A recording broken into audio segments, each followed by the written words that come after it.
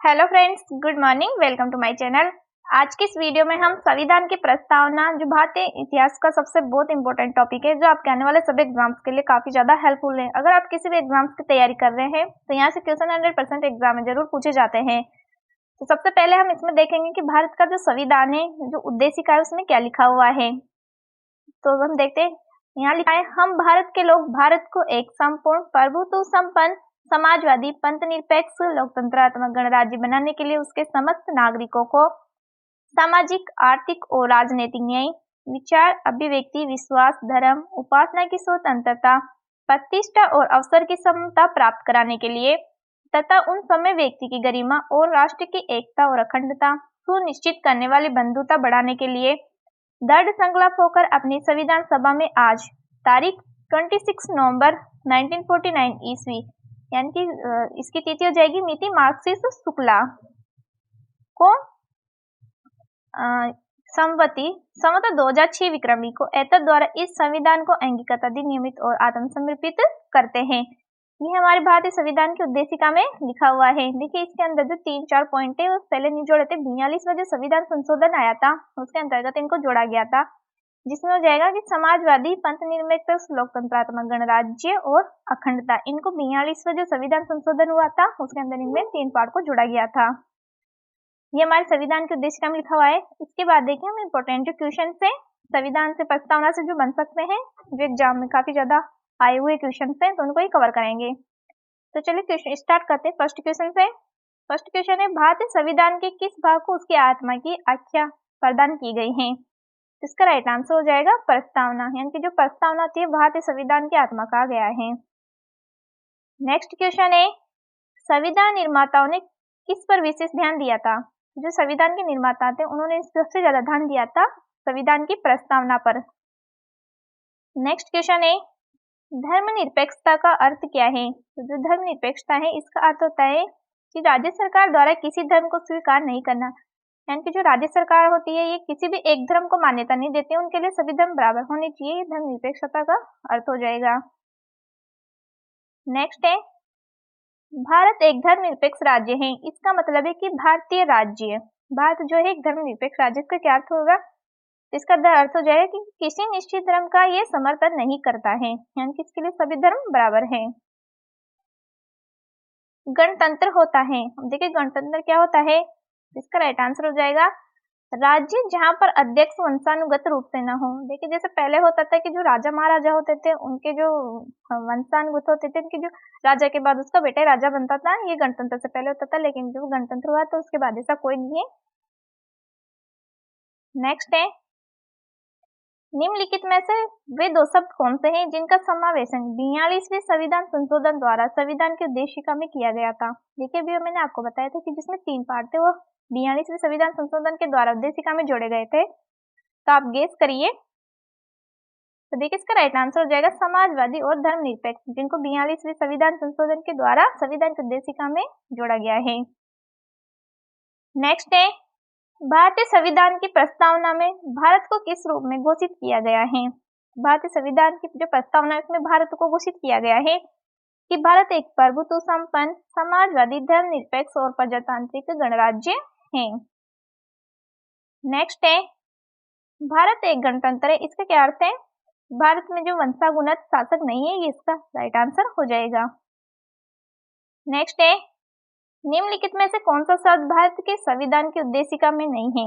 यानी कि भारत की जो संविधान की उद्देशिका है उसके अंदर समाजवादी है, पंथ निरपेक्ष है और प्रभुत्व संपन्न है, लेकिन जो लोक कल्याण है ये इसकी उद्देशिका में नहीं है। नेक्स्ट है, कल्याणकारी राज्य का उद्देश्य है। कल्याणकारी राज्य का उद्देश्य हो जाएगा कमजोर वर्गों के कल्याण का प्रबंध करना, ये कल्याणकारी राज्य का उद्देश्य है। भारत को एक गणराज्य मुख्य रूप से माना जाता है, क्योंकि भारत को गणराज्य के रूप मुख्य रूप से क्यों माना जाता है, क्योंकि जो भारत के लोग हैं, यानी कि जो वहाँ का जो राज्याध्यक्ष वहाँ का चुनाव होता है, यानी कि पहले राजा महाराजा का वंशानुगत होता था, उनके बेटा ही राजा बनता था। लेकिन जब से भारत गणराज्य हुआ है उसके बाद ऐसा कोई नहीं, यहाँ पे वोटिंग के जरिए चुनाव होते हैं, यानी कि जनता खुद चुनाव करती है। नेक्स्ट है, भारतीय संविधान की प्रस्तावना के सिलसिले में निम्नलिखित में कौन क्रम सही है। तो इसका कौन सा क्रम सही हो जाएगा? इसका है सार्वभौम, सत्ता संपन्न, समाजवादी, धर्मनिरपेक्ष और जनवादी गणतंत्र। ये इसका राइट आंसर हो जाएगा। नेक्स्ट है, भारत में लौकिक सार्वभौमिकता है क्योंकि संविधान की प्रस्तावना प्रारंभ होती है। जो संविधान की प्रस्तावना कहाँ से प्रारंभ होती है? प्रारंभ होती है हम भारत के लोग शब्दों से। नेक्स्ट है, भारतीय संविधान की प्रस्तावना पर किस क्रांति का प्रभाव नहीं झलकता है? तो इस पे चीन की जो क्रांति है 1912 की, इसका प्रभाव भारतीय संविधान पर नहीं झलकता है। नेक्स्ट है, मूल भारतीय संविधान के अनुसार भारत क्या है? भारत एक प्रभुत्व संपन्न लोकतंत्रात्मक गणराज्य है। नेक्स्ट है, संविधान के अंतर्गत भारतीय लोकतंत्र के आदर्शों को हम कहाँ तक देख सकते हैं? यानी कि तो इसका राइट आंसर हो जाएगा, इसके आदर्शों को हम प्रस्तावना में देख सकते हैं। नेक्स्ट है, भारतीय संविधान की प्रस्तावना में जिन आदर्शों एवं उद्देश्यों की रूपरेखा दी गई है उनकी आगे व्याख्या की गई है। इसका राइट आंसर हो जाएगा, मूल अधिकार, राज्य के नीति निर्देशक सिद्धांतों एवं मूल कर्तव्यों में इसकी रूपरेखा दी गई है भारतीय संविधान की आदर्शों एवं उद्देश्यों की। नेक्स्ट है, संविधान सभा में प्रस्तुत उद्देश्य प्रस्ताव में अभिव्यक्ति विचार को भारतीय संविधान के किस भाग में पूर्णतः शामिल किया गया है? तो इसको शामिल किया गया है प्रस्तावना में। नेक्स्ट है, निम्नलिखित में किन उद्देश्यों को भारतीय संविधान उद्देशित नहीं करता है? तो जो है ये उद्देशित नहीं करता है अंतर्राष्ट्रीय शांति और सुरक्षा की अभिवृद्धि को। ऑप्शन डी इसका राइट आंसर हो जाएगा। भारतीय संविधान की प्रस्तावना में देश का कौन सा नाम उल्लिखित है? तो इसके अंदर भारतीय संविधान के अंदर हमारे देश का नाम उल्लिखित है, भारत और इंडिया। नेक्स्ट है, भारतीय संविधान किसके द्वारा स्वीकारते हैं? जो भारत का संविधान है ये स्वीकारते हैं भारत की जनता के द्वारा। नेक्स्ट है, भारत की संप्रभुता किसमें निहित है? तो ये भारत की जनता में ही निहित है भारत की संप्रभुता। भारतीय संविधान को संविधान सभा द्वारा कब अंगीकृत किया गया था? तो देखिए हमने जो भारत की संविधान के उद्देश्य का पढ़ा था उसके अंदर पढ़ा था, डेट आई थी कि जो भारतीय संविधान को संविधान सभा के द्वारा कब अपनाया गया था। इसका राइट आंसर हो जाएगा 26 नवंबर 1949 को। नेक्स्ट है, भारत का संविधान पूर्ण रूप से तैयार हुआ है। अब देखिए भारत का जो संविधान है इसको अंगीकृत किया गया था 1949 को, लेकिन इस पूर्ण रूप से तैयार कब हुआ था? पूर्ण रूप से तैयार हुआ है 26 नवंबर 1949 को। भारतीय संविधान कब अंगीकार किया गया था? तो पूर्ण रूप से तो तैयार हुआ था 26 1949 को, लेकिन इसको अपनाया गया था पूरी तरह से अपनाया गया था 26 नवंबर 1949 को। नेक्स्ट है, निम्नलिखित में किस स्थिति को भारतीय संविधान लागू किया गया था? देखिए भारतीय संविधान है इसको लागू किया गया था 26 जनवरी 1950 को, और इसको बनाया गया था पूर्ण तरह से अंगीकार किया गया था 26 नवंबर 1949 को। नेक्स्ट है, संविधान के उद्देश्य का प्रस्तावना का संशोधन कितनी बार किया गया है? तो जो संविधान के उद्देश्य का है इसका केवल एक बार ही संशोधन किया गया है। भारत के संविधान की प्रस्तावना में प्रथम संशोधन कब किया गया है? तो प्रथम संशोधन किया गया था 1976 को। संविधान की प्रस्तावना सभी भारतीय नागरिकों को निम्न में से कौन सा एक उपलब्ध कराने के लिए वायदा नहीं करती है? तो पूजा की समानता को लिए वायदा नहीं करती है संविधान। भारतीय संविधान के उद्देशिका में परिवर्तन की संशोधन अधिनियम में किए गए थे। देखिए मैंने बताया था आपको ये किए गए थे 42वां संविधान संशोधन 1976 के द्वारा, जिसमें 3 अध्याय जोड़े गए थे। नेक्स्ट है, प्रस्तावना का वह प्रावधान जो सभी वयस्क नागरिकों को मतदान का अधिकार प्रदान करता है कहलाता है। तो क्या कहलाता है? तो उसको बोलते हैं हम प्रजातंत्र। नेक्स्ट है, भारत के संविधान की प्रस्तावना में समाजवादी और धर्मनिरपेक्ष शब्दों को किस संशोधन द्वारा जोड़ा गया है? तो मैंने आपको बताया था ये इनको 42 जो संविधान संशोधन हुआ था 1976 वाला, उसके तहत जोड़ा गया है। नेक्स्ट है, भारतीय संविधान लागू हुआ था 26 जनवरी 1950 को लागू कर दिया गया था पूर्ण रूप से। नेक्स्ट है, भारतीय संविधान की उद्देशिका में परिवर्तन किस संशोधन अधिनियम में किए गए थे? इसका राइट आंसर हो जाएगा 40वां संशोधन अधिनियम 1976 के द्वारा किए गए थे। नेक्स्ट है, भारतीय संविधान के किस भाग में स्पष्ट रूप से घोषणा की गई है कि भारत एक धर्मनिरपेक्ष राज्य है? ये घोषणा की गई है संविधान की प्रस्तावना में। भारतीय संविधान का प्राधिकार स्रोत कौन से है? इसके प्राधिकार जो स्रोत है वो है भारत के लोग। तो बस हमने आज इसमें टॉप 35 क्वेश्चन कवर किए हैं। इसके बाद एग्जाम के लिए जो वेरी इंपॉर्टेंट क्वेश्चन बन सकते हैं, पॉइंट्स जो इंपॉर्टेंट फैक्ट है वो देख लेते हैं। संविधान सभा में पंडित जवाहरलाल नेहरू ने 13 दिसंबर 1946 को उद्देश्य प्रस्ताव प्रस्तुत किया था, जो बाद में जाकर भारतीय संविधान की प्रस्तावना बना। संविधान सभा में इसको कब पारित किया गया था? इसको पारित किया गया था संविधान सभा में 22 जनवरी 1947 को। और प्रस्तावना कौन लिखे आया था? तो ये लिखे आए थे पंडित जवाहरलाल नेहरू 13 दिसंबर 1946 को। भारतीय संविधान के किस भाग को संविधान की कुंजी तथा संविधान की आत्मा कहते हैं? ये कहते हैं प्रस्तावना को।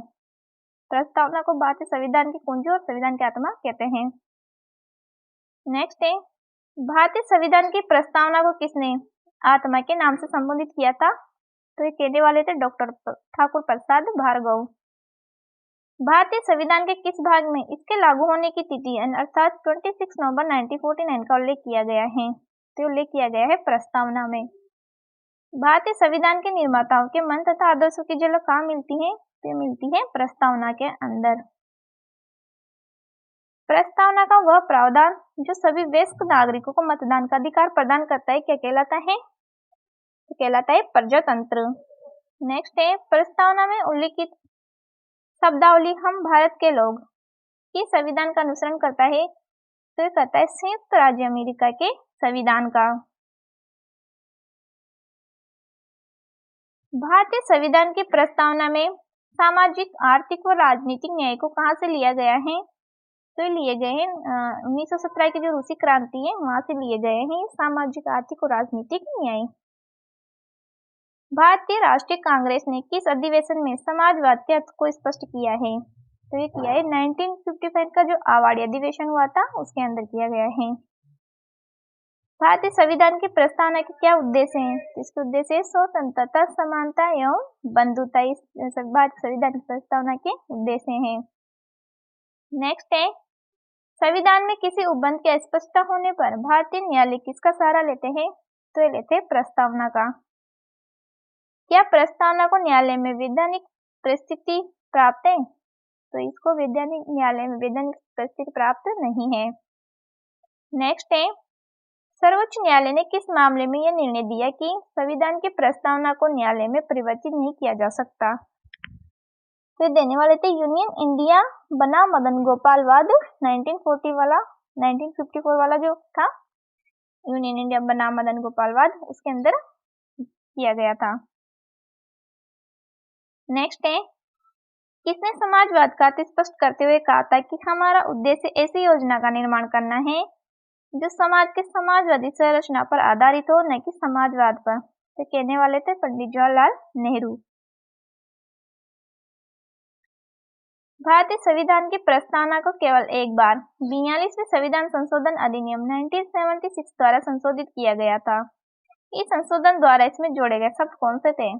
तो इसमें 3 शब्द जोड़े गए थे, समाजवादी, पंथ निरपेक्ष और अखंडता। 42वें संविधान संशोधन के द्वारा किस मामले में भारतीय सर्वोच्च न्यायालय ने पंथ निरपेक्षता को संविधान का आधारभूत ढांचा घोषित किया है? तो किया गया था मुंबई बनाम भारत संघ जो हुआ था 1994 में, उसके आधार पर किया गया था। नेक्स्ट है, संविधान की प्रस्तावना में अनुच्छेद 368 के तहत संशोधन किया जा सकता है या नहीं? यह प्रश्न सबसे पहले किस मामले में उठा था? ये उठा था केशवदत्त भारती बनाम केरल राज्यवाद हुआ था 1973, उसके अंदर उठाया था। किसने संविधान को राजनीतिक व्यवस्था में शक्ति संबंधों की आत्मकथा कहा है? तो कहने वाले थे हरवन फाइनर। किस मामले में सर्वोच्च न्यायालय ने यह अभिनिर्धारित किया कि प्रस्तावना संविधान का अंग है? तो करने वाले थे केशवानंद भारती बनाम केरल राज्यवाद 1973 वाला। के बाद ही क्वेश्चन है आप सभी के लिए, जिसका आंसर आपको नीचे कमेंट बॉक्स में बताना है। निम्नलिखित में से 2 शब्द कौन से जिनका समावेशन 42वें संविधान संशोधन द्वारा संविधान की उद्देशिका में किया गया था। ये क्वेश्चन हमने इसी टॉपिक से लिया है। तो बस आज की वीडियो में इतना ही। आई होप आपको वीडियो पसंद आई हो। अगर वीडियो पसंद आए तो वीडियो को लाइक करना, शेयर करना, चैनल को सब्सक्राइब करना। थैंक यू, धन्यवाद।